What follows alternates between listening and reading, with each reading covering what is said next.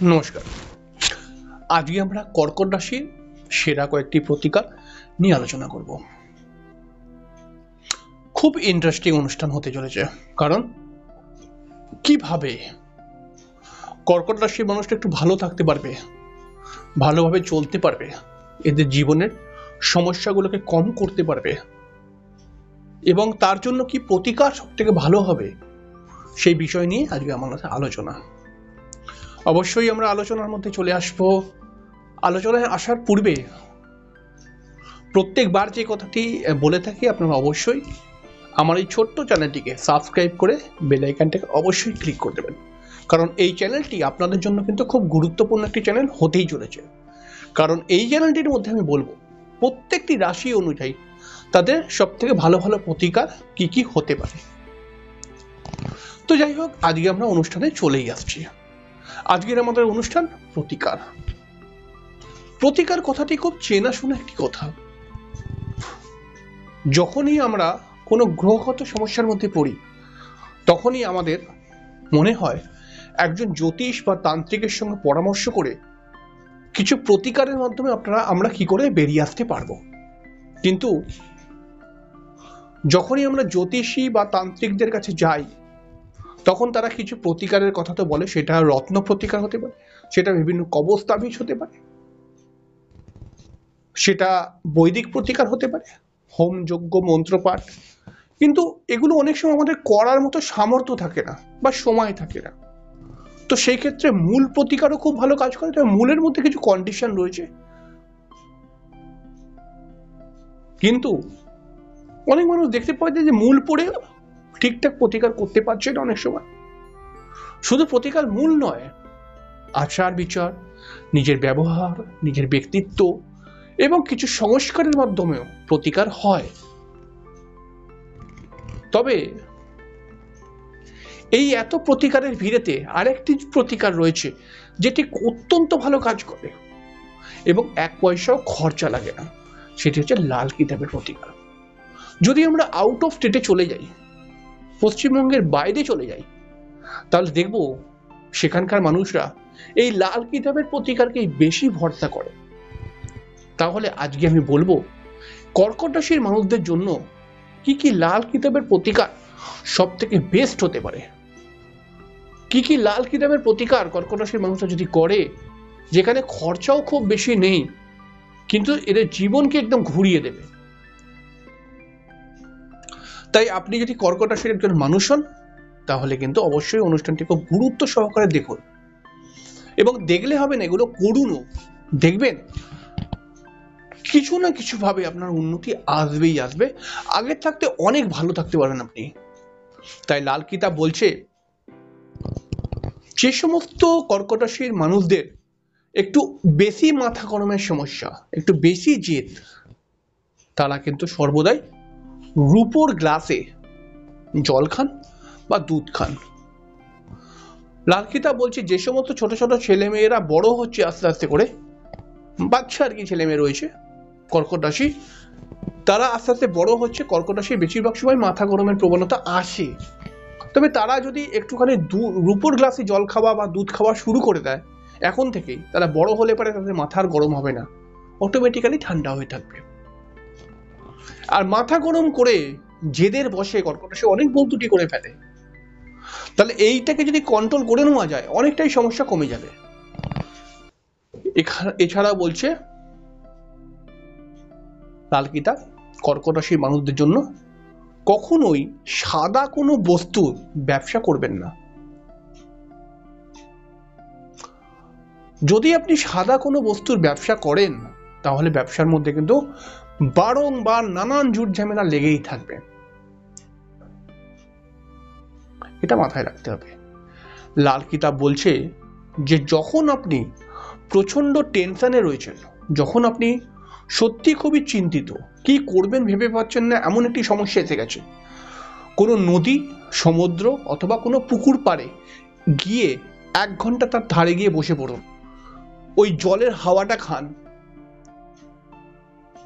দেখবেন আপনার মাথার মধ্যে প্ল্যান এসে যাবে যে এবার আমি কি করব।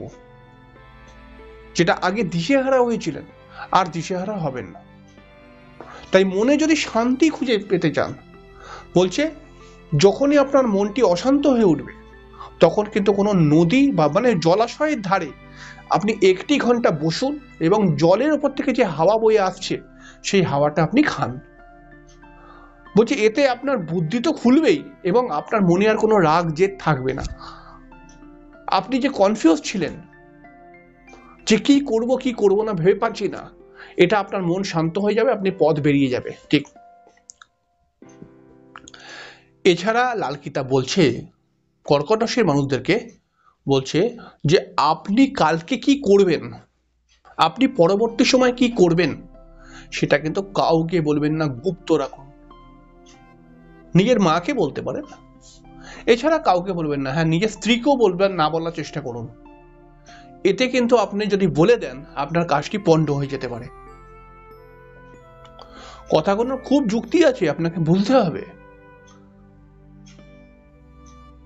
তাহলে লাল কিতাব বলছে কি যে নিজের যে কোনো প্ল্যানিং বা নিজে কি কাজ কালকে করবেন বা নিজে কি কাজ করার জন্য চিন্তা করছেন, এটা কিন্তু কাউকে বলবেন না, এতে আপনার কাজটি পণ্ড হতে পারে। লাল কিতাব বলছে যদি আপনি আর্থিক উন্নতি পেতে চান, যদি আপনার ভাগ্যের উন্নতি আপনি করতে চান, তাই সর্বদা খালি পায়ে মন্দিরে যাবার চেষ্টা করুন। মানে এবার আপনি বলবেন হয়তো যে মন্দিরে তো লোক খালি পায়েই যায়, মন্দিরের বাইরে চটি রেখে, না এরকম বলছে না। বলছে আপনি একদম ঘর থেকে মন্দির যাচ্ছেন পুরো খালি পায়েই যান, এতে কি হবে, আপনার ভাগ্যের উন্নতি বৃদ্ধি হবেই হবে এবং ভগবানের কৃপা আপনার উপরে পড়বেই পড়বে। লাল কিতাব বলছে মায়ের সাথে কখনো সম্পর্ক কাটছাট করে দেবেন না, এতে কিন্তু অটোমেটিক্যালি আপনার টেনশন বেড়ে যাবে। লাল কিতাব বলছে যদি পারেন মায়ের কাছ থেকে একটু রূপো এবং একটু চাল নিয়ে নিজের কাছে রাখুন। যদি আপনি আরো আর্থিক উন্নতি করতে চান, আপনি যাতে চান যাতে আপনার ঘরে অভাব না আসে, তাহলে আপনি নিজের মায়ের কাছে বলে যে একটু রূপো আর একটু চাল মা আমাকে দাও, এটাকে নিয়ে আপনি নিজের কাছে রেখে দিন, মানে নিজের ঘরেতেই যত্ন করে কোথাও রেখে দিন। আপনার কখনো ভাত কাপড়ের অভাব হবে না এবং আপনার আর্থিক উন্নতি বেড়ে যাবেই যাবে।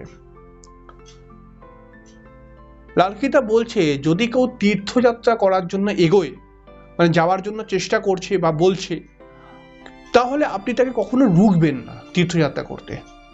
এতে কি হবে, আপনার ওপরে কোপ পড়বে। ঠিক আছে, মানে কোপ পড়বে মানে কি, আপনার হঠাৎ দেখবেন কিছু না কিছু শারীরিক সমস্যা চলে আসছে বা কিছু না কিছু মানসিক টেনশনের মধ্যে আপনি জড়িয়ে যাবেন। তাই কাউকে তীর্থযাত্রা করতে রুখবেন না, অবশ্যই এটাকে এগিয়ে যাওয়ার চেষ্টা করবেন।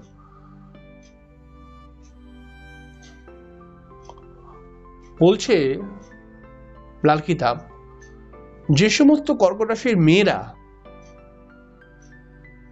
বিবাহ করছে তারা যদি 26 থেকে 27 বছরের আগে বা পরে বিবাহ করে নেয়, তাহলে কিন্তু তাদের ডেফিনেটলি সমস্যা আসবেই আসবে। বলছে কর্কট রাশির মহিলাদেরকে মহিলা হোক বা পুরুষ হোক 26-27 বছরের পরেই বিবাহ করা উচিত। এবার এটা তো সবাই মানবে না, কিন্তু বলছে, কিন্তু এটা বলছে যদি আপনি না করেন তাহলে আপনার ঘরে সমস্যা আসবেই বিবাহিত জীবনে। আর লাল কিতাব বলছে যদি পারেন প্রবাহমান নদীতে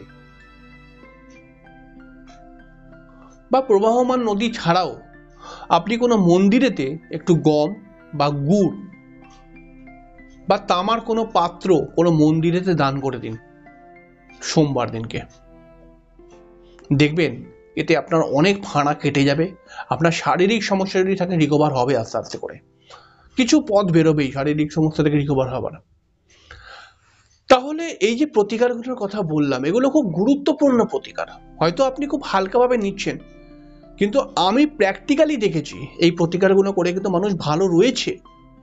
কারণ এই প্রতিকার আমি এর আগেও দিয়েছিলাম একবার, সেগুলোর মধ্যে কিছু মানুষ করেছে কিছু মানুষ হয়তো করেনি, কিন্তু যারা করেছে তারা কিন্তু ভালো আছে, তাহলে এই প্রতিকারগুলো করতে যে বিশাল কিছু খরচা, বিশাল কিছু মানে একটা ব্যাপার আয়োজন করার ব্যাপার এরকম তো নয়, এটা আপনি করতেই পারেন। আর যদি আপনি করেন ভক্তি শ্রদ্ধাভাবে, যেই সময় বলা হয়েছে, যেই দিন বলা হয়েছে সেই দিনে, তাহলে ডেফিনেটলি আপনার উন্নতি আসবেই আসবে। আপনি প্র্যাকটিক্যালি দেখুন করে। কারণ এই যে তন্ত্র টিপস চ্যানেলটি, এই চ্যানেলটি কিন্তু আপনার সমস্যা থেকে কি করে আপনি বেরিয়ে আসতে পারবেন সেই বিষয় নিয়েই শুধু আলোচনা চলবে। শুধু এখানে লাল কিতাব নয়, এর সঙ্গে আমি তান্ত্রিক প্রতিকারও দেবো। কর্কট রাশির জন্য সেরা তান্ত্রিক প্রতিকার, কর্কট রাশির জন্য সেরা বৈদিক প্রতিকার, এগুলো সব দেবো। কর্কট রাশির জন্য সেরা মূল, কর্কট রাশির জন্য সেরা কি স্টোন হতে পারে, সবটাই বলবো। তবে লাল কিতাবের প্রতিকারটার মধ্যে খরচা নেই। অনেক সময় আপনি বলেন না যে দাদা খরচা নেই, কি করে এত টাকার প্রতিকার করব? এটা বিনা পয়সার প্রতিকার। আপনি করুন, বাড়িতে দেখুন, আপনি ভালো থাকবেন। করতে হবে না, যদি আপনার কাছে পয়সা না থাকে আপনাকে করতে হবে, ভক্তির সঙ্গে বিশ্বাসের সঙ্গে করতে হবে। এবং যদি করতে পারেন ডেফিনেটলি আপনি আপনার সমস্যা থেকে বেরিয়ে আসতে পারবেন। তো যাই হোক, চ্যানেলটিকে সাবস্ক্রাইব করে রাখবেন। আজকে এখানেই শেষ করলাম, পরের দিন আবার দেখা হবে। ততক্ষণের জন্য নমস্কার, ভালো থাকবেন।